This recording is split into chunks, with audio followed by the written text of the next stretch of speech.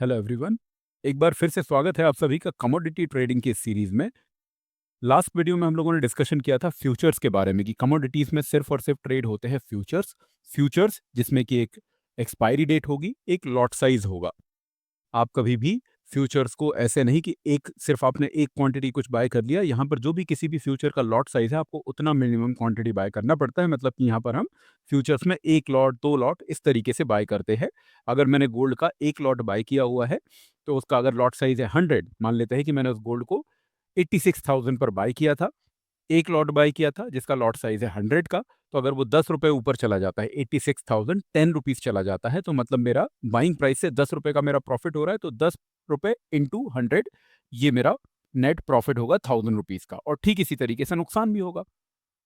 तो ये जो फ्यूचर्स है लॉट्स में ट्रेड होते हैं। एक एक्सपायरी डेट के बाद आप इनको होल्ड नहीं कर सकते हैं। मेन यहाँ पर ये डिफरेंस आ जाता है। अब हम लोगों ने डिस्कशन किया था कि दुनिया के किसी भी ट्रांजैक्शन में दो पार्टीज होती हैं, एक होता है बायर और दूसरा होता है सेलर। बायर के बारे में तो हम सब लोग समझते हैं।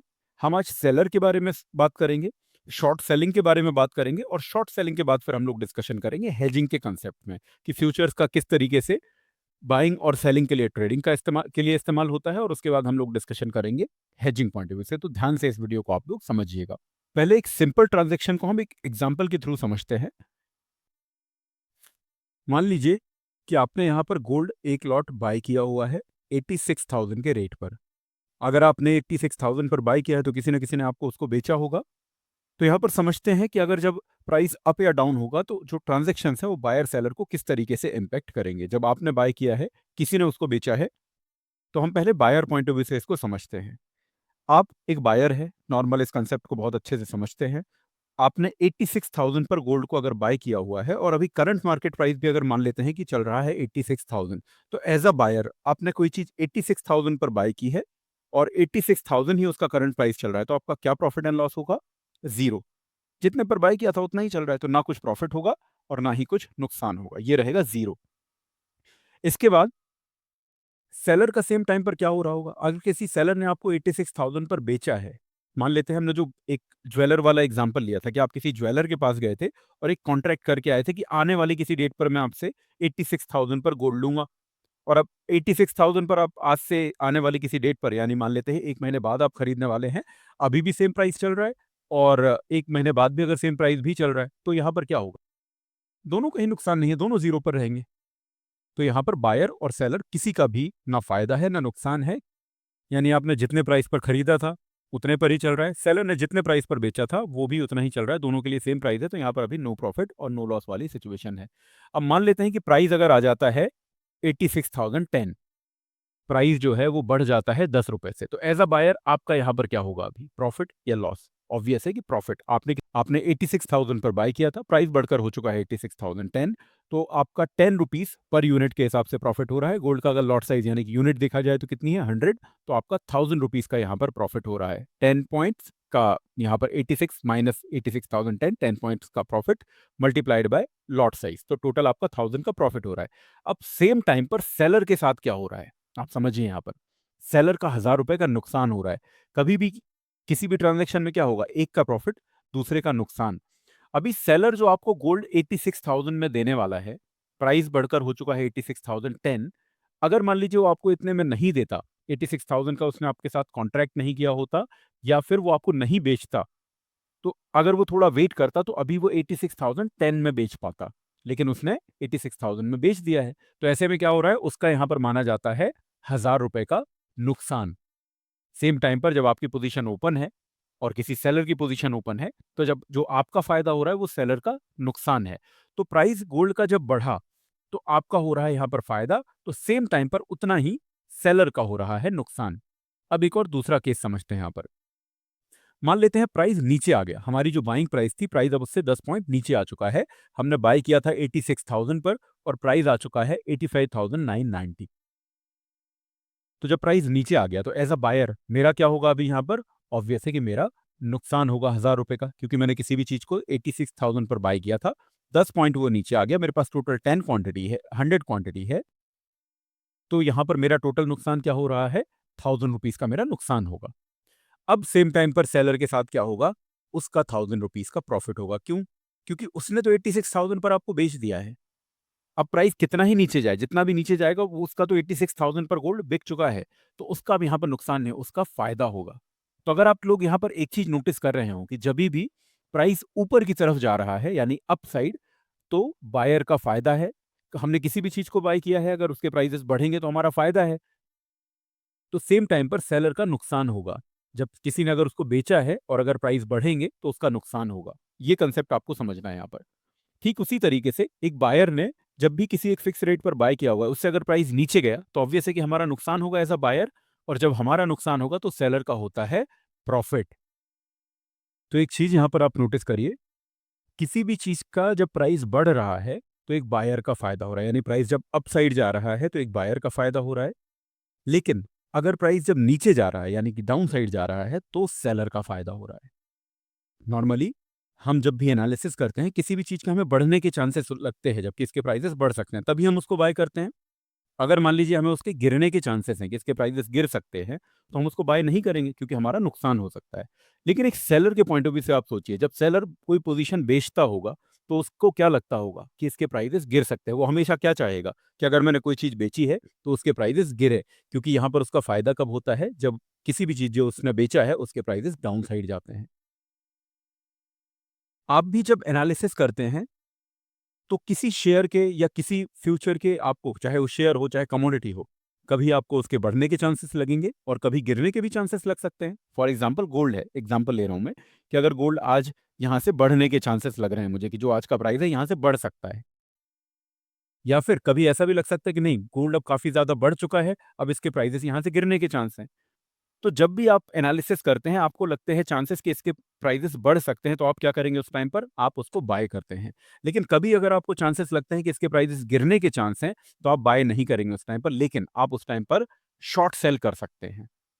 किसी भी चीज़ को बाय किए बिना अगर आपने पहले सेल किया है, किसी भी चीज़ को बाय किए बिना अगर आपने पहले सेल किया है, तो उस कांसेप्ट को कहते हैं शॉर्ट सेलिंग। अगर किसी के लिए कंसेप्ट नया है कि शॉर्ट सेलिंग, तो यहाँ पर एक माइंड में सबसे पहला डाउट ये आता है कि हमारे पास कोई चीज़ है नहीं, तो हम उसको पहले कैसे बेच सकते हैं?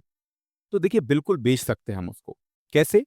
यहाँ पर क्या हो रहा है ना, यहाँ पर फिजिकली आप लेन-देन कुछ भी नहीं कर रहे हैं। ये क्या है, एक कॉन्ट्रैक्ट है। फ्यूचर जो है ना, कॉन्ट्रैक्ट है। फ्यूचर्स है, करेंसीज़ है, जो भी यहाँ पर कमोडिटीज़ में, करेंसीज़ में, इनमें जो बहुत कॉमन एक प्रैक्टिस है, वो शॉर्ट सेलिंग की है। क्योंकि ये कॉन्ट्रैक्ट है, यहाँ पर एक्चुअल जो लेन-देन होता है वो तो एक्सपायरी वाले दिन होता है। जब आप बाय कर रहे हैं तब भी आप किसी चीज़ की आप डिलीवरी कब लेंगे? अगर आपने एक्सपायरी वाले दिन तक उस कॉन्ट्रैक्ट को रखा। यहाँ पर वैसा तो कुछ है नहीं, यहाँ पर हम ट्रेड कर रहे हैं, और अगर हम ट्रेड कर रहे हैं, तो मैं किसी भी चीज़ को अगर उसके प्राइसेज़ मुझे गिरने के चांसेस हैं, तो मैं पहले उसको सेल करूँगा। फॉर एग्जांपल 86,000 पर मुझे गिरने के चांसेस, यहाँ पर मुझे लग रहा है कि यहाँ से इसके प्राइसेस गिर सकते हैं अगर, तो मैं यहाँ पर पहले उसको शॉर्ट सेल कर दूंगा, यानी मैं बाय पर ना क्लिक करके पहले मैं उसको सेल पर क्लिक करके अपने डीमैट अकाउंट में सिंपली सेल पर क्लिक करूंगा, पहले उसको सेल करूंगा। अब अगर इसके प्राइसेस गिरे, मान लेते हैं वो प्राइसेस गिरकर आ जाते हैं 85,950, मतलब 50 रुपए गिर जाते हैं, तो मैंने जो 86,000 पर पहले सेल किया था, अब जब मैं उसको क्लोज करूंगा 950 पर, तो मेरा वहाँ पर बाय हो जाएगा और मेरी नेट पोजीशन क्लोज़ हो जाएगी। तो ये कहलाता है शॉर्ट सेलिंग का कांसेप्ट, कि किसी चीज़ को आपने पहले सेल किया और बाद में आपने बाय किया, तो वो होता है शॉर्ट सेलिंग। मैं आपको इसको और भी एक्सप्लेन करता हूँ एक एग्जांपल के साथ, इसको थोड़ा और आसानी से समझने की कोशिश करते हैं। मान लीजिए कि जब आप कुछ चीज़ नॉर्मली बाय करते हैं, अभी शॉर्ट सेल को आप भूल जाइए। मान लेते हैं कि कोई चीज़ आप जब नॉर्मली बाय करते हैं, नॉर्मल एक बाय किया, गोल्ड को आपने मान लेते हैं 86,000 पर आप बाय किया, 1 लॉट, ठीक है? जब आप इसको बाय करते हैं अपने डीमैट अकाउंट में, मतलब आपने क्या किया है, अपने अकाउंट में 1 लॉट प्लस किया है आपने, ठीक है? ऐड किया है 86,000 पर। अब जब उसका प्राइस अगर बढ़ता है, प्रॉफिट के केस को ही हम यहाँ पर डिस्कस करते हैं। जब उसका प्राइस बढ़ता है तो आप क्या करेंगे उस केस में? आप उसको सेल कर देंगे। जब पोज़ीशन एग्ज़िट करने जाते हैं या क्लोज़ करने जाते हैं, तो बेसिकली तब आपकी पोज़ीशन सेल होती है। तो मान लेते हैं 86,000 पर मैंने बाय किया था और 86,050 पर मैंने उसको सेल किया। यानी कि अब क्या कर दिया मैंने? -1 कर दिया। तो मैंने जो चीज़ पहले प्लस की थी, वो माइनस कर दी। नेट पोज़ीशन कितनी बची मेरे पास अभी? 0। टोटल पोज़ीशन मेरे पास बचेगी 0, मतलब पोज़ीशन मेरी स्क्वायर ऑफ हो गई, क्लोज़ हो गई, और इसके बीच का जो डिफरेंस है बाइंग सेलिंग के बीच का, वो मेरा प्रॉफिट आ गया। ठीक है? हमने क्या किया? एक चीज़ को सस्ते में बाय किया और महँगे में सेल किया, ठीक है? सस्ते में बाय किया, महँगे में सेल किया। ये नॉर्मल बाइंग है, ये हम सबको आता है। अब शॉर्ट सेलिंग को देखिए आप। सेल के केस में क्या होगा, मान लेते हैं हमने एक नॉर्मल एक शॉर्ट सेल का ट्रेड किया अभी, तो शॉर्ट सेल में हमने क्या किया, गोल्ड जब 86,000 पर चल रहा था, मुझे उम्मीद थी कि इसके प्राइसेस गिर सकते हैं। मेरा व्यू हमेशा सही होना चाहिए, अगर बाइंग के केस में हम गलत होते, हमने बाइंग का मेरा व्यू था कि इसके प्राइसेस बढ़ सकते हैं और अगर मैं गलत होता, प्राइसेस गिर जाते तो हमारा नुकसान होता। वैसे ही इस केस में भी क्या होगा कि अगर मेरा व्यू है कि यहाँ से प्राइस गिर सकते हैं, अगर गिरेंगे तो ही आपका फायदा होगा, अगर बढ़ेंगे तो आपका नुकसान होगा। हमने भी जो शुरुआत में समझा एक बायर सेलर का जो कंसेप्ट, तो इसमें देखिए हमने 86,000 पर अभी क्या किया है, पहले पोजीशन को सेल कर दिया। यानी हमने क्या किया है, किसी भी अपने अकाउंट में एक लॉट माइनस किया है, अभी प्लस नहीं किया, अभी हमने एक लॉट माइनस किया है। अब इसके बाद हम क्या कर रहे हैं, जब इसके प्राइसेस फॉर एग्जांपल अगर 50 रुपए से गिर जाते हैं और प्राइस आ जाता है 85,950 हमारे व्यू के अकॉर्डिंग, तो हम उस केस में क्या करेंगे, वहां अगर प्रॉफिट बुक करने जाते हैं तो एग्जिट पर क्लिक करेंगे, पोजीशन क्लोज करेंगे, तो वहां हमारी पोजीशन होगी बाय, यानी कि +1 हमने कर दिया। तो पहले हमने माइनस किया था, अभी हमने प्लस किया, तो नेट पोजीशन कितनी बची हमारे पास, 0। हमारा प्रॉफिट कैसे होगा, अभी भी आप देखिए इस सिनेरियो में हमने कोई चीज पहले सेल की थी और बाद में बाय की है, लेकिन सेम चीज है यहाँ पर जो बाइंग के केस में था, कंसेप्ट वही है। देखिए आप, हमने किसी चीज को सस्ते में बाय किया है, महंगे में सेल किया है। बस यहाँ हमने किया क्या है, सेल पहले किया है और बाय बाद में किया है। जब हम नॉर्मल बाय करते हैं उसमें हम पहले बाय करते हैं और बाद में सेल करते हैं। यहाँ पर हमने पहले सेल कर दिया और बाद में बाय कर दिया। प्रॉफिट एंड लॉस आपका सेम तरीके से ही होगा कि किसी चीज़ को आपने महंगे में बेचा और सस्ते में खरीद लिया, या फिर आपने सस्ते में खरीदा और महंगे में बेच दिया, बात सेम है। किसी चीज़ को आप जितने प्राइस पर आपने खरीदा है यानी बाय किया है, उससे महंगे पर ही बेच रहे हैं, फायदा आपका तभी हो रहा है। यहाँ पर भी आप देखिए सेम है, आपने पहले बेचा था 86,000 पर, जब गिरा तब आपने बाय कर लिया, तो आपने पहले महंगे में बेचा और बाद में सस्ते में खरीदा। तो ये होता है गाइस शॉर्ट सेलिंग का कंसेप्ट। शॉर्ट सेलिंग कमोडिटीज में, करेंसीज में एक बहुत पॉपुलर एक्टिविटी है।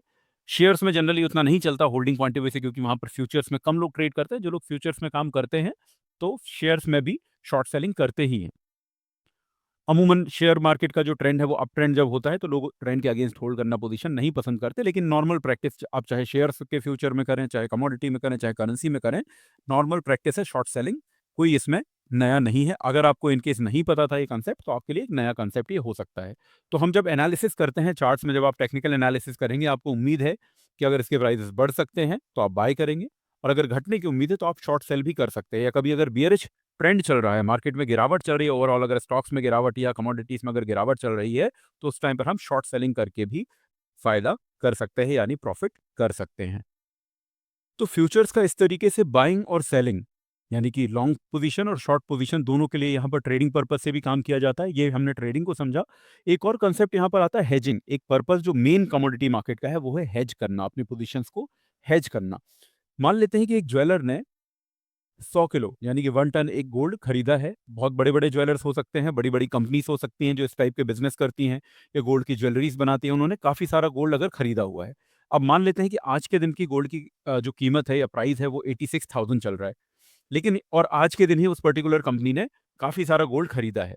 अब आप एक कंपनी के प्रॉफिट एंड लॉस को समझिएगा। वो गोल्ड आज लाए हैं खरीद कर, उनकी इन्वेंट्री है वो। उस इन्वेंट्री से आगे चलकर कभी ज्वेलरी बनाएँगे और तब जाकर उसको बेचेंगे, उससे वो प्रॉफिट कमाएँगे।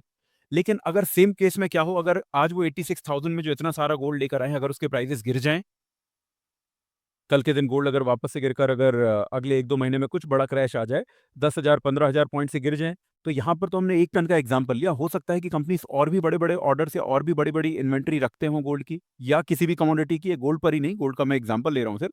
क्रूड हो सकता है, सिल्वर हो सकता है, लेड, एल्यूमीनियम, कॉपर हो सकता है। कितनी बड़ी-बड़ी फैक्ट्रीज़ हैं जो इन सब चीज़ों को खरीदते हैं।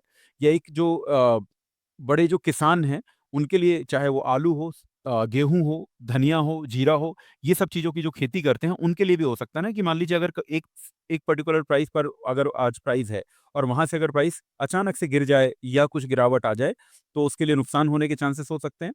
तो एक जो इतना बड़ा ज्वेलर या कोई कंपनी जिसने इतना सारा गोल्ड खरीदा है, वो कभी भी ऐसा रिस्क नहीं चाहेगा कि आज वो जितना पे कर कर आया है और उसकी इन्वेंट्री की वैल्यू कम हो जाए। तो ऐसे में क्या होगा, उसका जो प्राइस रॉ मटेरियल है, उसका प्राइस ही अगर उसमें ही उसका नुकसान हो रहा है, तो वो आगे चलकर जब इन्वेंट्री को कन्वर्ट करेगा एक प्रोडक्ट में, तो उससे कैसे वो प्रॉफिट कमाएगा। तो ऐसे में वो क्या करेगा, अपनी पोजीशन को हेज करना चाहेगा। मान लीजिए मैंने 86,000 के रेट पर मैं गोल्ड लेकर आया था और आज मैं 86,000 पर मैंने क्या कर दिया, फ्यूचर्स को मैंने एक सेल कर दिया। जितनी क्वांटिटी मेरे पास है उतने मैंने फ्यूचर्स के लॉट यहाँ पर शॉर्ट सेल कर दिए। अब ऐसे में क्या होगा कि अगर प्राइस यहाँ से गिरा, ये हेजिंग जो मैंने की, मैंने किसी भी प्रॉफिट कमाने के लिए नहीं की। मैंने क्या किया है, मेरा नुकसान ना हो उसके प्रोटेक्शन के लिए मैंने किया हुआ है। इससे मुझे, इस पोजीशन से मुझे कोई भी प्रॉफिट नहीं कमाना है। तो मान लेते हैं कि अगर यहाँ से प्राइस, अगर मैंने एक हेज कर दिया है पोजीशन को, तो अगर प्राइस गिरने लग जाता है, तो प्राइस जब गिरेगा तो मेरी जो इन्वेंट्री थी, मेरे पास जो स्टॉक पड़ा हुआ था यानी कि मेरे पास जो इन्वेंट्री मेरी है उसके प्राइसेस तो गिर ही रहे होंगे, लेकिन साथ में फ्यूचर के प्राइस भी गिरेंगे, और क्योंकि मैंने इसको शॉर्ट सेल किया है तो मेरा क्या होगा उसमें फ़ायदा, फ्यूचर में मेरा फ़ायदा होगा, मेरी इन्वेंट्री में मेरा नुकसान होगा, तो नेट क्या होगा, नेट पीएनएल मेरा ज़ीरो रहेगा। ठीक इसी तरीके से अगर मान लीजिए कि प्राइस बढ़ते हैं, तो प्राइस बढ़ेंगे तो क्या होगा, मेरा इन्वेंट्री में मेरा प्रॉफिट हो रहा होगा और मैंने जो फ्यूचर्स की शॉर्ट पोजीशन बनाई है उसमें मेरा नुकसान होगा।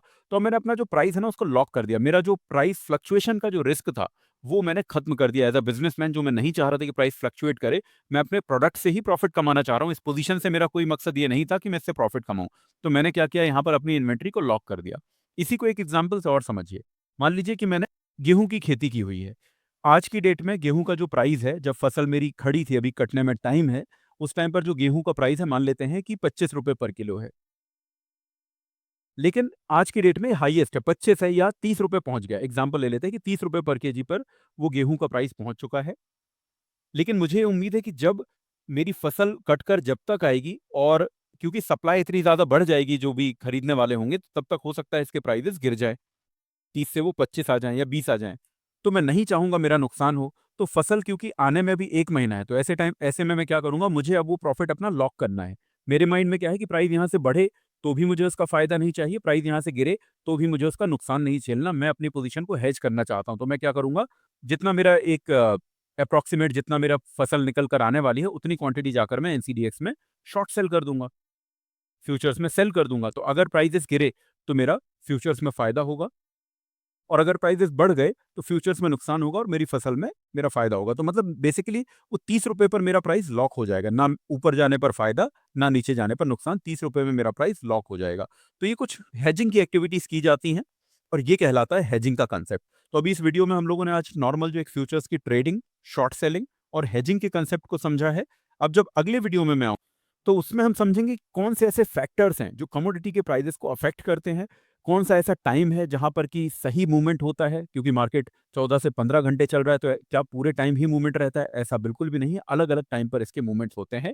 कुछ डेटा होते हैं जो इम्पोर्टेंट हमें ध्यान रखने चाहिए, और कैसे ये कमोडिटी का जो मार्केट है वो यूएस मार्केट से डायरेक्टली कनेक्टेड है, वो भी हम अगले वीडियो में डिस्कशन करेंगे। फिलहाल इस वीडियो में इतना ही। Thank you so much.